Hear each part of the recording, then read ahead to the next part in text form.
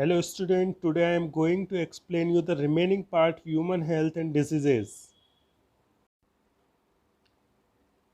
Tobacco addiction. Dependence on tobacco is called tobacco addiction. जब आप depend हो जाते हैं टोबैको के ऊपर तो ये जो एडिक्शन होता है टोबैको एडिक्शन कहलाता है. Tobacco is derived from the dried and cured leaves of plant Nicotiana tobacum and Nicotiana russicum. जो टोबैको ऑब्टेन होता है दो प्लांट स्पीशीज से होता है जिनका नाम है निकोशियाना टोबेकम तथा निकोशियाना रस्टिकम. इनके जो ग्रीन लीफ होती है इसको फर्मेंटेट किया जाता है जिसके कारण ये ब्राउन कलर की ड्राई लीफ में कन्वर्ट हो जाती है जिसको टोबैको कहते हैं. It is available in the form of chewing tobacco, cigarette, cigar, pipe smoking and snuff dipping. ये जो अवेलेबल होता है टोबैको गुटके के रूप में, सिगरेट के रूप में, सिगार के रूप में, पाइप स्मोकिंग के रूप में तथा स्नफ डिपिंग के रूप में अवेलेबल होता है. The main stimulating components is poisonous alkaloids nicotine. इसके अंदर जो मेन कंपोनेंट होता है जो कि पॉइजनस होता है जिसको अल्केलॉइड निकोटीन कहते हैं. Nicotine work as a tranquilizers but also release of adrenaline leading to high blood pressure. Nicotine work करता है ट्रैंक्विलाइजर की तरह से और ये ब्लड के अंदर एड्रेनालिन का जो लेवल होता है उसको इंक्रीज कर देता है जिससे ब्लड प्रेशर हाई हो जाता है. When smoke inhaled enter into alveoli and then blood. जब आप स्मोक को इनहेल करते हैं, सूंघते हैं, तो ये जो स्मोक होती है पहले एल्वियोलाई में जाती है और उसके बाद ये ब्लड में मिक्स हो जाती है. तो स्मोक कंटेन 45 कार्सिनोजेनिक एजेंट. इस स्मोक के अंदर 45 कार्सिनोजेनिक एजेंट होते हैं जो कैंसर को कॉज करते हैं. Effect of chewing and smoking tobacco. It's affect the conduction of nerve impulse and activity of nervous system. ये नर्व इम्पल्स के कंडक्शन को अफेक्ट करता है और साथ ही साथ नर्वस सिस्टम की जो एक्टिविटी होती है उसको भी अफेक्ट कर देता है.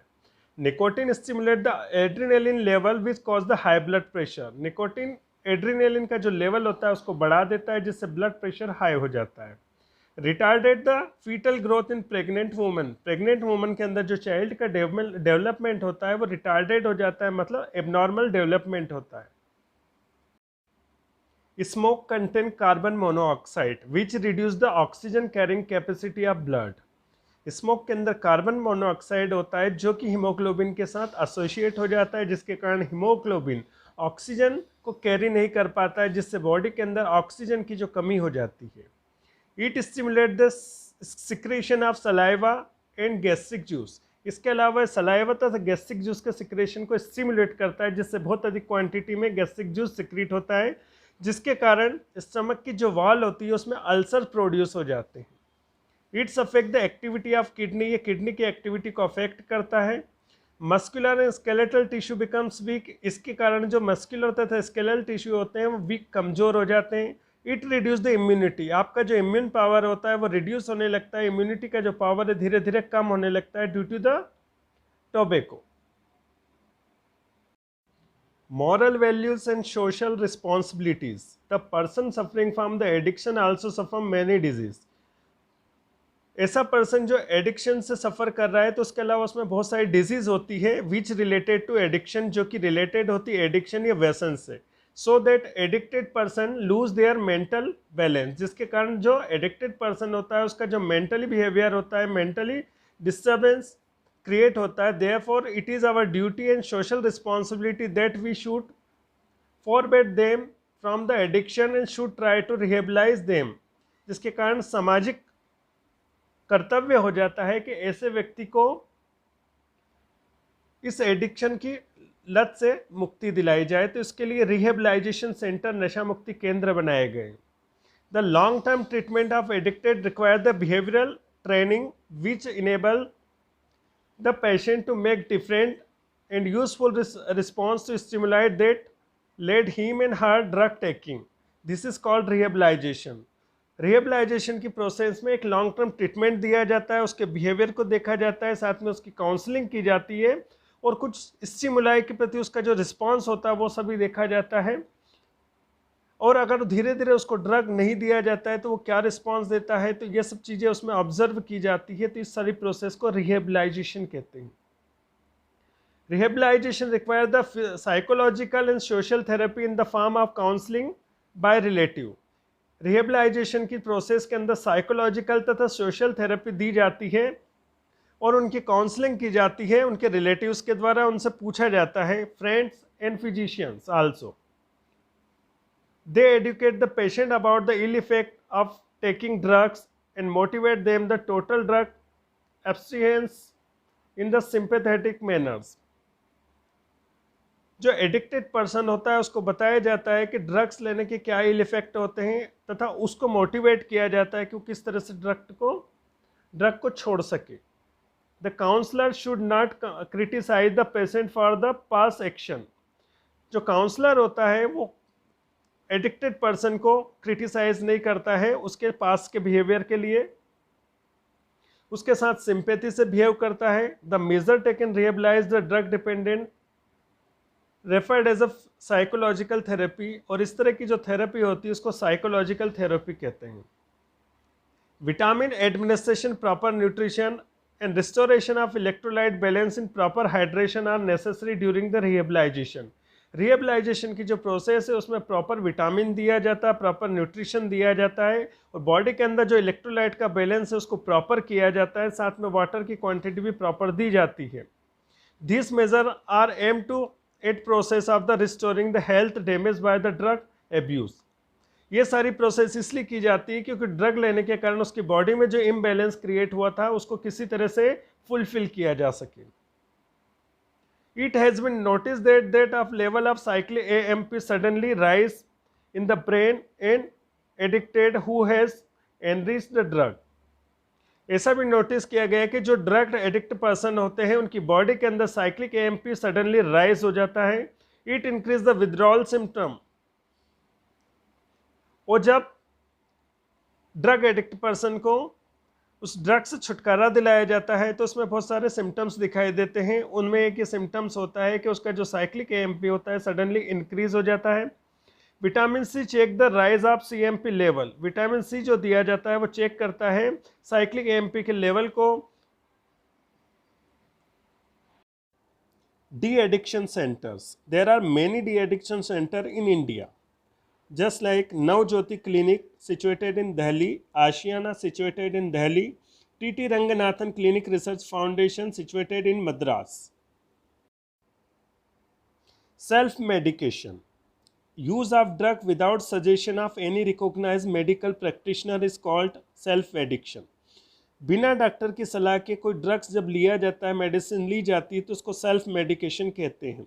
More than the 80% of people in our country use the drug self-medication or through the suggestion of untrained person।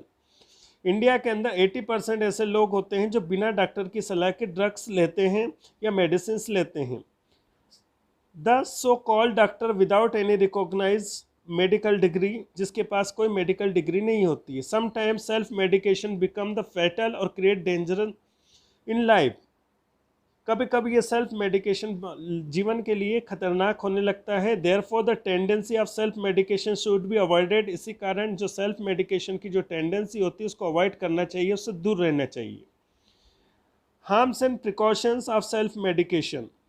Self medication लेने से हमें क्या सावधानी रखना चाहिए और क्या हानिकारक प्रभाव हो सकते हैं। Some time people take the wrong medicine the excessive dose which harm the body in several ways. कभी कभी जो पीपल्स होते हैं मेडिसिन का कितना डोज लेना है उनको नहीं पता होता है, वो एक्सेसिव क्वांटिटी में डोज लेते हैं जिसके कारण उनकी बॉडी के अंदर बहुत सारे हार्मफुल इफेक्ट पड़ते हैं। Second, the many side effect can be occurs in the body, sometime it cause death. कभी कभी बहुत सारे साइड इफेक्ट कॉज होते हैं जिसके कारण डेथ भी हो सकती है। Therefore always the medicine when a doctor prescribe it. इसलिए जब भी आप मेडिसिन ले तो वही मेडिसिन ले जो डॉक्टर प्रिस्क्राइब करे।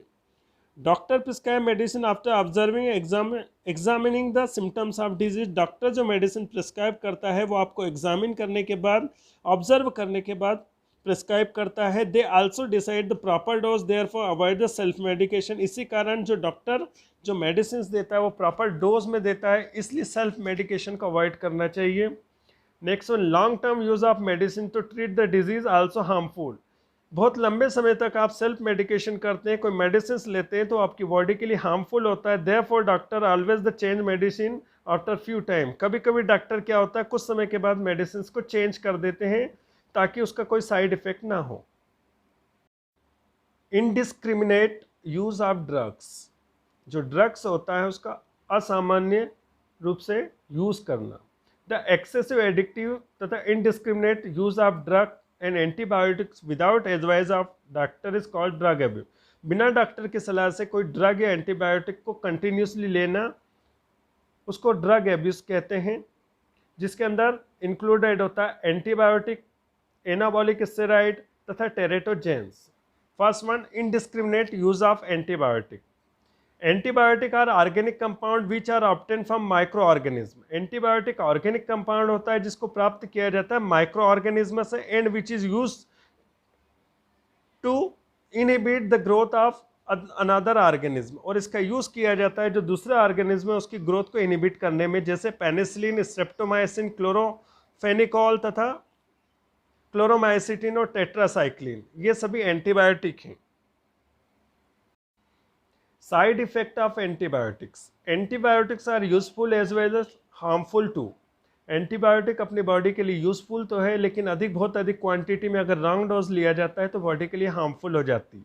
It causes diarrhoea, vomiting, spotting on the body and dizziness, etc. It results the unbalance of bacterial population in the more powerful bacteria infected the bodies. Precaution during the administration of antibiotics. जब antibiotics लेते हैं तो उस समय क्या precaution या सावधानी लेनी चाहिए? Always use antibiotic after the consulting doctor. Doctor से कंसल्ट करने के बाद ही एंटीबायोटिक्स को लेना चाहिए। Second, avoid the indiscriminate use of antibiotic. Antibiotics का बहुत अधिक यूज़ नहीं करना चाहिए, ओवरडोज नहीं लेना चाहिए। Avoiding the use of antibiotic for common infection. Body में अगर कोई कॉमन इन्फेक्शन है तो उसके लिए एंटीबायोटिक्स को अवॉइड करना चाहिए, लेने से बचना चाहिए। Always the complete course of any given antibiotics. जो डॉक्टर प्रिस्क्राइब करता है एंटीबायोटिक्स उसका प्रॉपर डोज लेना चाहिए, उसके कोर्स को कंप्लीट करना चाहिए, बीच में नहीं छोड़ देना चाहिए। Don't use antibiotic to treat disease cause by the virus such as common cold. यदि आपको कोई सर्दी जुकाम होता है, वायरस इन्फेक्टेड कोई डिजीज होती है, उसके लिए एंटीबायोटिक का यूज नहीं करना चाहिए। When feel any side effect immediately stop the administration of antibiotic. यदि एंटीबायोटिक्स के आपकी बॉडी में कोई साइड इफेक्ट होते हैं तो तुरंत वो एंटीबायोटिक्स लेना छोड़ देना चाहिए। One started full dose of antibiotic should be taken. एक बार स्टार्ट करने के बाद एंटीबायोटिक्स के फुल डोज लेना चाहिए। It should not be left in the middle because incomplete dose of antibiotic may develop the resistance of drug in the pathogen। जो antibiotic आप ले रहे हैं उसके फुल डोज आपको लेना चाहिए, बीच में उसको नहीं छोड़ देना चाहिए, नहीं तो कि इससे आपकी बॉडी के अंदर उस ड्रग्स के लिए एक रेजिस्टेंस प्रोड्यूस होगा जिसके कारण पैथोजेंस इन फ्यूचर कभी डिस्ट्रॉय नहीं हो पाएगा। Overdose of antibiotic should not be taken. It may cause the intoxication और damage of our vital body. Antibiotic का ओवरडोज लेने के कारण अपनी बॉडी के अंदर इंटॉक्सिकेशन होने लगता है, मतलब टॉक्सिक जो मटेरियल होता है उनका स्टोरेज होने लगता है और बॉडी के जो वाइटल आर्गन होते हैं, मेजर आर्गन होते हैं, उनको डैमेज होने स्टार्ट हो जाते हैं। Indiscriminate use of steroid. Steroid का असामान्य रूप से इस्तेमाल करना। Anabolic steroid, they are synthetic derivative of testosterone. ये टेस्टोस्टेरोन के सिंथेटिक डेरिवेटिव होते हैं जिनको लेबोरेटरी के अंदर प्रिपेयर किया जाता है, like methyl testosterone, methandrostenolone etcetera. These are used to making the muscle strong and increase their efficiency. ये जो स्टेरॉइड होते हैं इनका यूज़ किया जाता है मसल्स को स्ट्रॉन्ग करने में और उनकी एफिशिएंसी को इंक्रीज करने में किया जाता है। Such drug are specially use for the athletes and sportsman. इस प्रकार के जो ड्रग्स है इनका यूज़ किया जाता है एथलीट्स के द्वारा और स्पोर्ट्समैन के द्वारा किया जाता है। Such drug are legally prohibited और ऐसे ड्रग्स को प्रतिबंधित किया गया है। Harmful effect. Regular use of anabolic steroid में causes the cancer, heart disease and male sterility. Regular अगर एनाबॉलिक स्टेरॉइड लेते हैं तो उससे कैंसर कॉज हो सकता है, हार्ट से रिलेटेड डिजीज हो सकती है या मेल के अंदर स्टेरिलिटी प्रोड्यूस हो सकती है। Therefore this drugs may be use after the medical advice only. इसी कारण इन ड्रग का यूज़ करना हो तो आपको पहले डॉक्टर की सलाह लेनी चाहिए, उसके बाद इनका यूज़ करना चाहिए। Second, corticosteroid. These are the hormone secreted by adrenal cortex. ये हार्मोन्स होते हैं जिनको एड्रेनल कॉर्टेक्स सिक्रेट किया जाता है। Example glucocorticoid and mineral corticoid and sex hormones like the androgen and oestrogen. Glucocorticoid are generally use the anti inflammatory तथा immuno responsive drugs. जो glucocorticoid होता है इनका यूज़ किया जाता है एलर्जी को रोकने के लिए तथा इम्यूनोसप्रेसिंग ड्रग के लिए। आपका इम्यून सिस्टम अगर प्रॉपरली वर्क नहीं कर रहा है तो उसके लिए ये ड्रग्स प्रेस्क्राइब किए जाते हैं। Harmful effect, it causes the osteoporosis due to the regular use. अगर कंटिन्यूसली आप इसका यूज करते हैं तो आपकी जो बोन्स होती है वो ब्रिटल हो जाती है। In children the corticosteroid are given the against the cough and asthma. जो बच्चे होते हैं उसमें जो कॉर्टिकोस्टेरॉइड दिया जाता है उनको जब कफ और अस्थमा हो जाता है तो उसके लिए दिया जाता है। It reduce the mental ability of children and adult also. Continuously इसका इंटेक किया जाता है तो उससे मेंटल एबिलिटी क्या हो जाती है, रिड्यूस होने लगती है। Next one, teratogens. Teratogens are those drugs which causes the abnormality in fetus inside the mother womb. Teratogens क्या होते हैं? ड्रग्स होते हैं जो कि फीटस के अंदर एबनॉर्मलिटी को प्रोड्यूस करते हैं। जब फीटस का डेवलपमेंट मदर के वोम के अंदर होता है, when it is consume by mother, जब मदर्स के द्वारा इसको कंज्यूम किया जाता है तो उसके अंदर जो फीटस होता है उसका जो डेवलपमेंट होता है वो एबनॉर्मल हो जाता है, तो ऐसे ड्रग्स टेरेटोजेंस कहलाते हैं। सच फिनोमिनन इज रिगार्डेड द टेरेटोजेनेसिस या टेरेटोजेनी। तो ऐसी फिनोमिनन को टेरेटोजेनेसिस या टेरेटोजेनी कहा जाता है। A very good example of teratogens is thalidomide, और जो टेरेटोजेनेसिस का बहुत अच्छा एग्जांपल है thalidomide. By using of this drug the foetus development seal. इस ड्रग का अगर प्रेग्नेंट वुमन अगर यूज करती है तो उनका जो फीटस होता है वो सील लाइक हो जाता है। सील जो होता है एक एनिमल होता है, उसके हैंड और फीट जो होते हैं सील लाइक मतलब कैसे हो जाते हैं, फेडेड हो जाते हैं, चपटे हो जाते हैं। This abnormality is called phocomelia, और ये जो एबनॉर्मलिटी होती है इसको फोकोमेलिया कहते हैं। Effect of teratogens, teratogens effect the embryogenesis process in 3 ways. जो टेरेटोजेंस होते हैं एम्ब्रियो के फॉर्मेशन की जो प्रोसेस है उसको 3 तरह से अफेक्टेड करते हैं। Inhibition of implantation of fertilise egg, सबसे पहले जो फर्टिलाइज एग होता है मदर्स के वोम में इम्प्लांटेशन ही नहीं होने देता। This drug inhibit the chances of fertilisation egg in implantation of fertilise egg in the uterus wall. Teratogens के इफेक्ट कारण जो फर्टिलाइज एग होता है मदर्स के वॉम की जो यूटेरस होती है उसके वॉल से इम्प्लांट नहीं होता, अटैच नहीं हो पाता है due to the presence of teratogens. Organogenesis, अगर इम्प्लांटेशन भी हो जाता है तो एम्ब्रियो के अंदर ऑर्गन का जो डेवलपमेंट होता है प्रॉपर नहीं हो पाता है। Third, the growth and development of foetus also distribute the teratogenic drugs. Teratogenic जो ड्रग्स होते हैं इसके कारण जो फीटस की ग्रोथ वो भी रिटार्डेड हो जाती, प्रॉपर ग्रोथ नहीं होती और उसका जो डेवलपमेंट होता है वो प्रॉपर नहीं हो पाता है, जिसके कारण उसमें एबनॉर्मलिटी डेवलप होती है। Next one, classification of teratogens. First one, drugs and chemicals. Alcohol, it causes the foetal alcoholic syndrome FAS।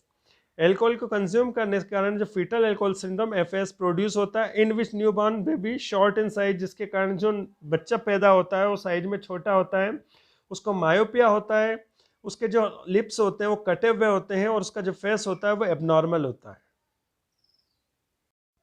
Second, anti anxiety agent just like thalidomides, there are sedative the hypnotic drugs which causes the phocomelia in newborn baby. In this abnormality, the fetus has seal-like and feet and hands. ये जो thalidomide होता है ये sedative होता है, hypnotic drugs होता है, जिसके कारण जो बच्चा पैदा होता है उसमें फोकोमेलिया नामक एबनॉर्मलिटी होती है और बच्चा जो होता है वो सील लाइक होता है, उसके हाथ और पैर सील के समान होते हैं। सील जो होता है एक एनिमल होता है। सेकेंड, वेलियम और diazepam, it's closes the cleft formation in lips. अगर प्रेगनेंसी में अब वेलियम तक डायजेपम का इंटेक किया जाता है तो जो न्यूबॉर्न बेबी होता है उसका जो लिप्स होता है उसमें क्लेफ्ट होता है, मतलब उसमें खांचे दरारें होती हैं। Next one, LSD, it causes the chromosomal तथा एम्ब्रियोनिक एबनॉर्मलिटीज। अगर LSD का कंज्यूम किया जाता है तो उसके कारण न्यूबॉर्न बेबी के अंदर क्रोमोसोमल तथा एम्ब्रियोनिक एबनॉर्मलिटीज कॉजेज होती है। टोबैको तथा smoking, it caused the abortion, the premature birth, even death of fetus inside the mother womb। इसके कारण कभी कभी एबॉर्शन भी हो सकता है या प्रीमेच्योर बर्थ भी हो सकता है, कभी कभी फीटस की मदर वॉम के अंदर डेथ भी हो सकती। Second, the infectious agent, various pathogens and parasite cause the abnormal development of foetus. बहुत सारे ऐसे पैथोजेंस होते हैं जो फीटस का डेवलपमेंट एबनॉर्मल कर देते हैं। Next one, radiation, ionising radiation like the x-ray cause the abnormal abnormal development. X-ray के अगर ओवर एक्सपोजर में रहते हैं, बहुत अधिक समय तक एक्सरे के एक्सपोजर में रहते हैं, तो उसके कारण फीटस का जो डेवलपमेंट होता है एबनॉर्मल हो जाता है।